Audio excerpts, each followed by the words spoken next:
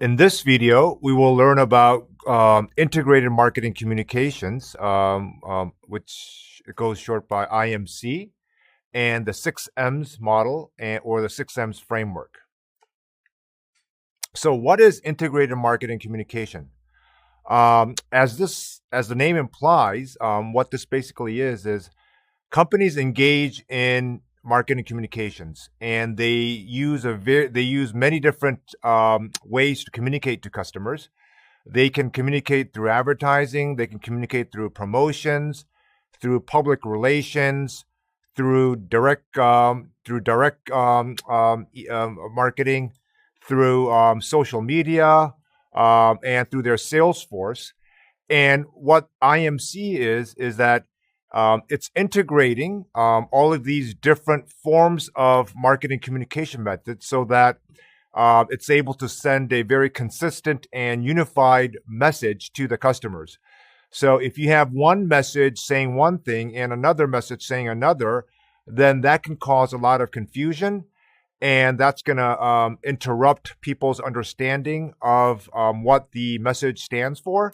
And therefore, it is critical that companies integrate and unify the different methods of communication modes so that the customer understands what the company is trying to get across to them in a very consistent manner.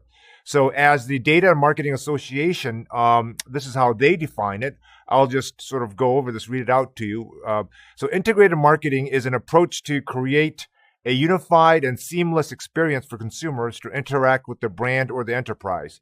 It attempts to meld all aspects of marketing communication, such as advertising, sales promotion, public relations, direct marketing, and social media through their respective mix of tactics, methods, and channels, media, and activities so that all work together as a unified force.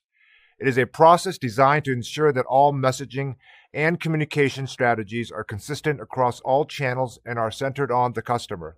So like I said before, and as this definition suggests, the key thing about IMC is that the different modes of messages sing one voice, and they collectively send a consistent and unified message to consumers. So various different institutions and groups define what IMC is. I just showed you one definition, and another definition by the American Marketing Association, which is the biggest body of marketing in the U.S. The AMA, the American Marketing Association, defines IMC as a planning process designed to assure that all brand contacts received by a customer or prospect for a product, service, or organization are relevant to that person and consistent over time. So it has to be relevant, unified, and consistent over time across various modes. So IMC is a simple concept, right? It's supposed to be simple. So the whole purpose behind IMC is to create simplicity and not create complexity in terms of how companies communicate with customers. It ensures that all forms of communications and messages are carefully crafted and linked together.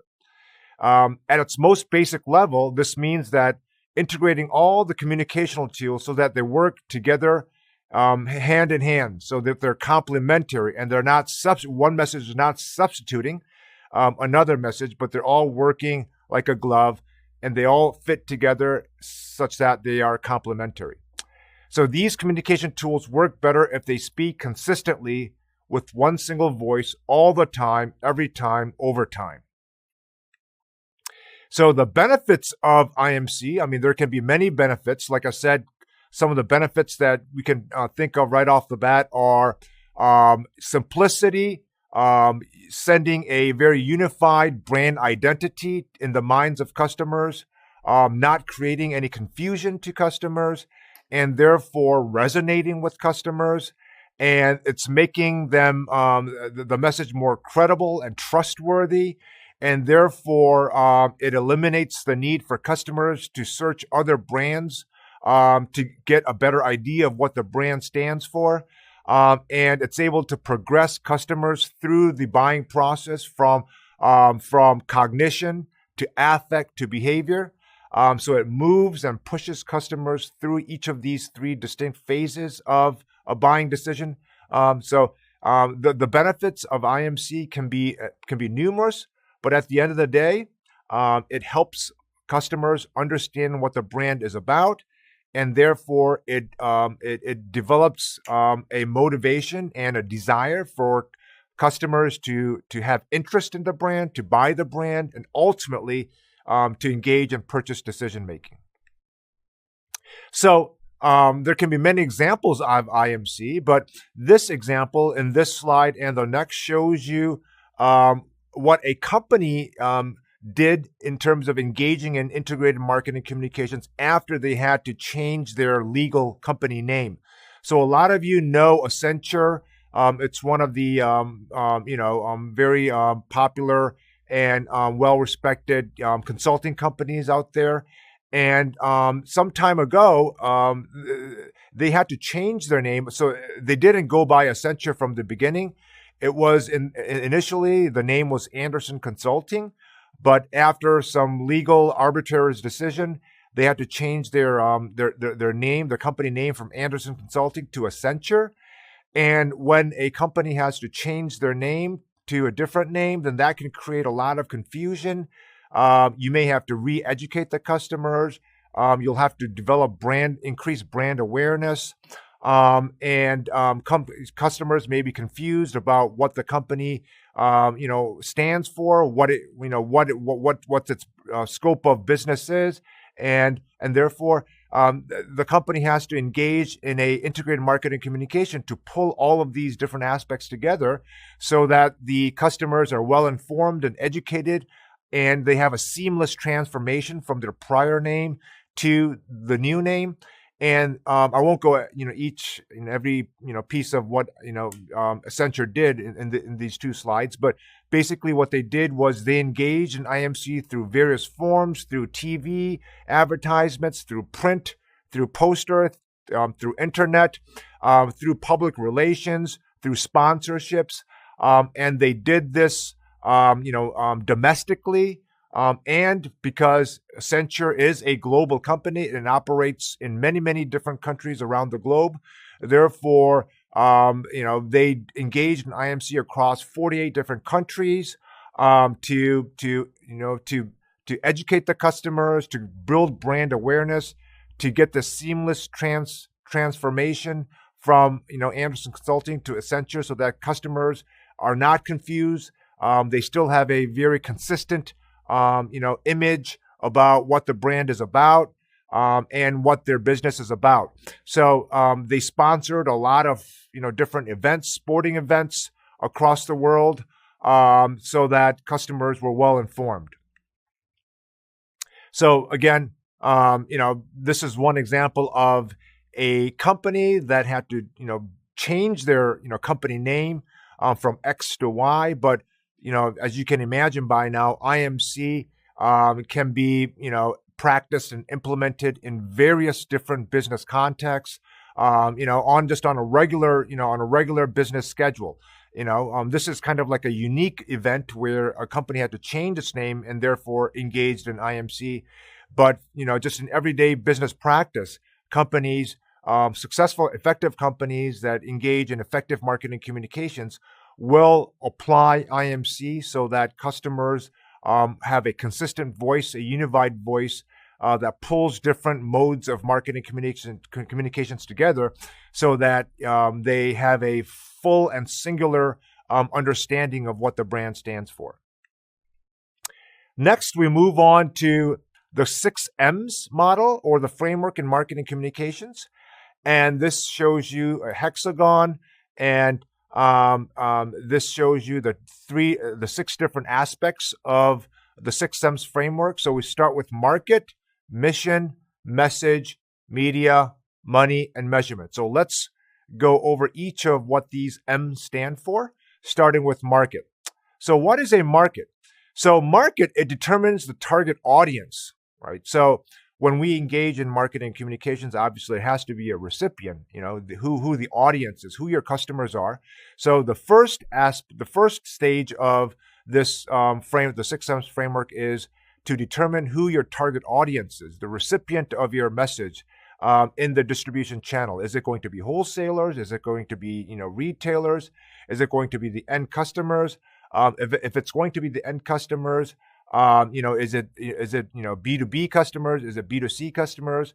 If you segment your customers, which target audience more specifically at a more nuanced level are you targeting your message to? So the first step is to determine the target audience. The next, the M is mission, right? So you have to determine what the objective or what the goal of your marketing communications is going to be. So, companies engage in many different goals or objectives of marketing communication. Some of the more popular goals of why companies engage in marketing communication would be to build brand awareness, right? So companies, because they may think that if it's a new brand or a new product that they're launching, or if they're entering a new market, a new country, a foreign market, and the local people are not well aware of your brand, then you will have to engage in marketing communication with the singular goal of elevating brand awareness, because that's the first step. If customers are not aware of your brand, then they cannot proceed to the next step, which is building emotion, building affinity, building some type of preference and attitude towards the brand. So it all starts with brand awareness, which then is related to increasing the knowledge about the brand, what the brand stands for, what it can do, what it can't do, how it compares to other brands, and so forth. You may need to educate the customers. If just building brand awareness may not be enough, you may have to educate the customers in terms of more specifically at a very technical level, at a very detailed, using data. You may have to educate the customers on what the brand is capable of. And then once you've done all of this, you may want to change the customer's attitude towards the brand. So they may have a negative attitude or a neutral, indifferent attitude. But at the end of the day, you want to change customers' attitude and preference towards the brand to be positive, so that they will be in a better position to buy the brand. So persuading customers and changing their attitude is key to by using marketing communications.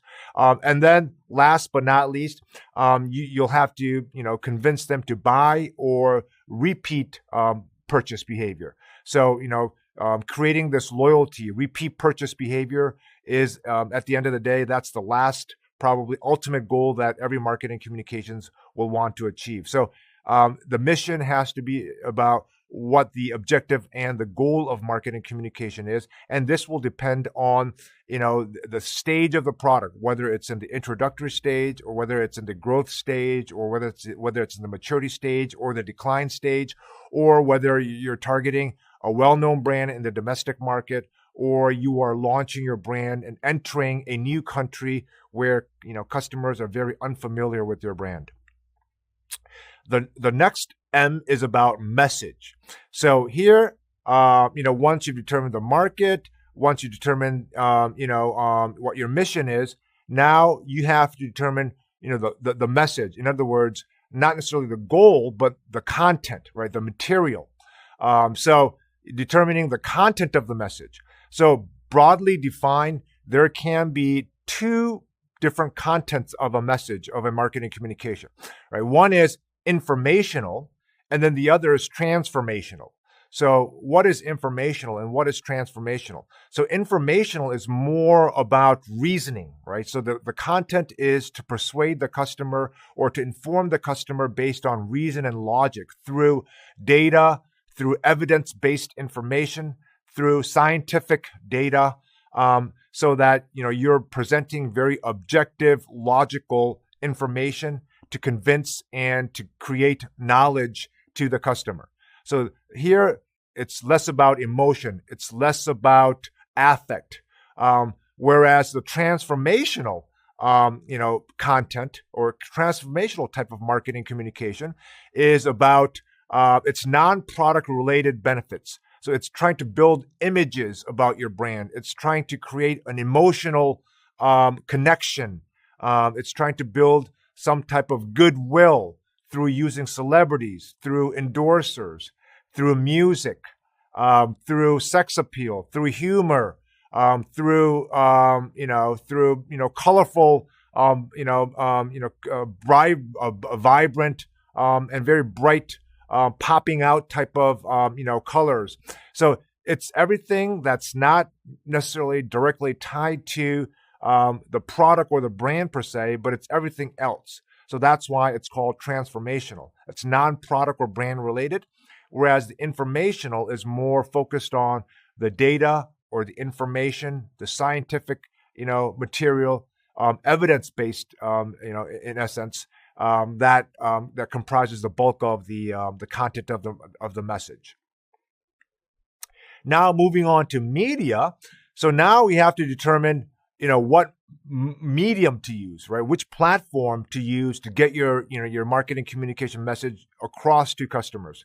So, you can rely on traditional, marketing communications, which would be, the TV ads or the magazine print ads in newspapers, or it could be digital using, online, internet, email, or it could be social, using social media, right? So a lot of, companies now use social media, or it could be direct mail, using coupons or using letters or invitations that we receive a lot in the mail, or, it could be the sales force. Companies engage in marketing communication using their sales force. So face-to-face, right, using humans that have the knowledge and the information about their brands, can explain and take questions from customers directly, in terms of, what their brand or their product is about. And Salesforce would be a good and effective marketing communications to use when the product is very complex, right? And you just can't explain a product in depth and thoroughly in a 20-second or 30-second TV ad, or through, print advertising, or through social media, where you need to explain a complex, sophisticated, technologically oriented product to customers in a very, elaborate manner that requires a lot of detailed explanation, which requires a lot of face-to-face interaction by taking questions, by addressing any of the concerns or the questions that customers may have. If that's the type of product that you're trying to get across and communicate to customers, then the Salesforce method would probably be the most effective mode and medium to use. Moving on to the next M, which is about money. So obviously, marketing communications is not free, right? If you engage in, word of mouth, then that's free. Whether it's, person-to-person word of mouth, or, electronic word of mouth, through product reviews. But the bulk of marketing communications, you have to pay for it. So you have to determine how much to spend, right? Determine the budget of your marketing communications, and then allocate that budget across different, the platforms and the mediums that we just talked about. And then moving on to the last M, which is about measurement. So this measurement has to do with, accountability, right? So if you've allocated a budget and you've spent X amount on marketing communications, you want to be able to track your spending on marketing communications to see its effectiveness. So you want to assess and evaluate the return on investment, right? So one of the criticisms that marketing communication receives from, people in finance or accounting within the company, or like CFOs, is that, advertising or, all these direct marketing, they spend a lot, but what's the return on these investments, right? They want to see a clear linkage, between how much companies spend and what the return on these investments are. So determine how to track the money that you've spent. So, what's the impact on lead generation? What's the impact on, website traffic? Or what's the impact on, conversions? What's the impact on sales, profits, some of the, more traditional financial metrics. So, at the end of the day, we want to have some accountability to defend our investments, because that's the only way that we can continue to get budget and budgeting from the company, and therefore this measurement issue takes on elevated importance. And it's critical that you just don't spend, but you're able to track it and make that connection between the amount that's spent and some concrete outcomes that is a derivative of the investment in marketing communications.